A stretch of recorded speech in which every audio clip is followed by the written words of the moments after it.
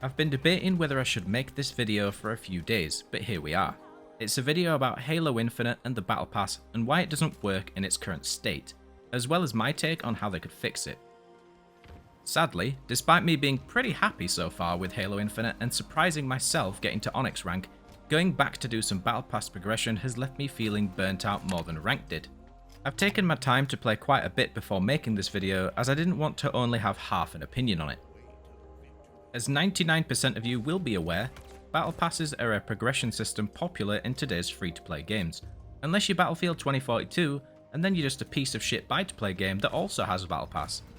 But with this monetization model, usually the challenges and XP are balanced in a way that you should be able to play normally to complete these challenges. My early challenges in Halo Infinite were fine. Get kills, cap a flag, win matches, but the last few have been mind-numbingly painful to try and achieve. I will show you some of them that I have had, and this is even after using my swaps, so I can't even get rid of these ones without grinding out another swap. Overwatch. Save allies' lives from far away in PvP. That all but forces me to play ranged and just wait for an ally to nearly die, because that medal is rare. Very rare. Even in a big team battle, that would be a rare thing to get, and I managed to get it once, but you need to do this one 3 times. Under Control. Complete total control matches in PvP. A challenge that forces you into a set mode. If you don't get that mode, you just spin the wheel again until you manage to get that mode 3 times.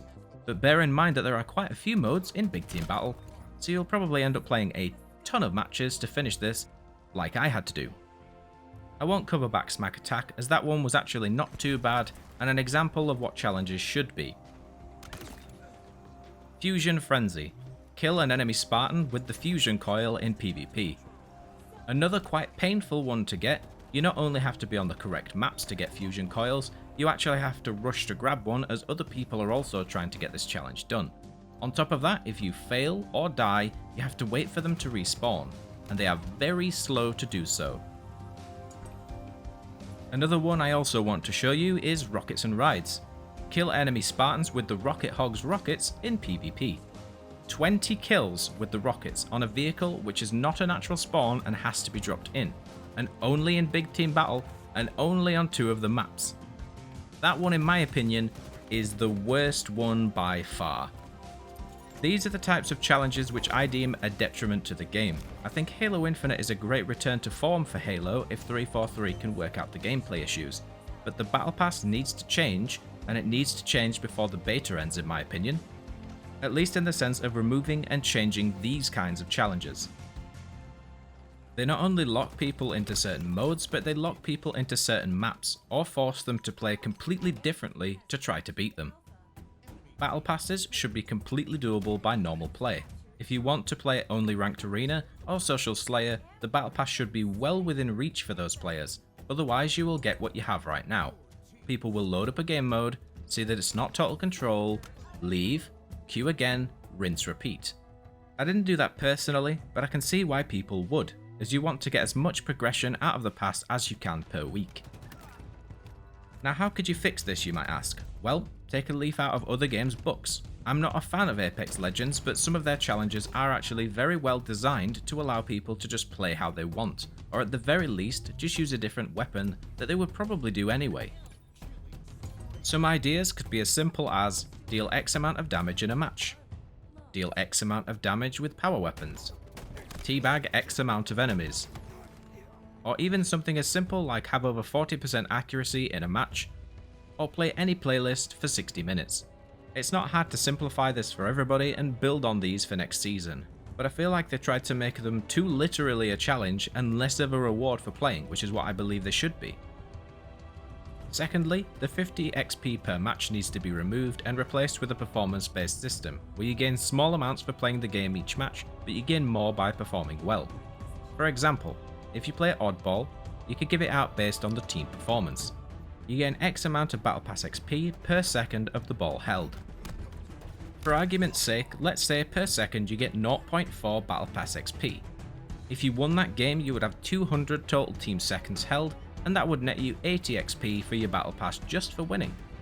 You could also give a small XP bonus per kill and assist. Let's say for this argument each kill is worth 2 XP, and each assist is worth 1 XP. In an average match you might be expecting, in oddball, to get around 10 to 15 kills and a few assists. But for this example, let's say 12 kills and 4 assists. That would net you an extra 28 XP, bringing your game total up to 108 XP for winning an oddball match. Not only would this gear people towards playing the objective as you are rewarded for it, but it would mean they actually get a decent reward for doing it. Rather than worrying, oh, did I kill an enemy from behind while hopping on one foot with my right eye closed? Though this is very quick armchair balancing, I'm aware my solution isn't perfect by any means, but even at this basic level, it would reward team play and skill in every match, and could be tweaked to fine-tune the reward to be better balanced. It could also be applied to any other objective game mode, and you could just use the XP per point system and change it to fit the final winning score and the general game length of the game mode. This way, each game mode could have a pretty decent payout of Battle Pass XP while still focusing the players on the objective, which is what it should be doing already. There's nothing worse than playing Capture the Flag or Oddball, and there's that one guy running off trying to get challenges completed in the Battle Pass, even more so when it's a ranked game. But at the same time, it's hard to blame them when 343 also includes something called the Ultimate Challenge. For beating this, you get an item you can only get that week, which requires you to beat all the weekly challenges and this Ultimate Challenge to unlock it. I really hope they are quick to act on this, as it will be a make or break for the trust of the players. Nobody wants to have to play 1,000 matches every season just to finish a Battle Pass.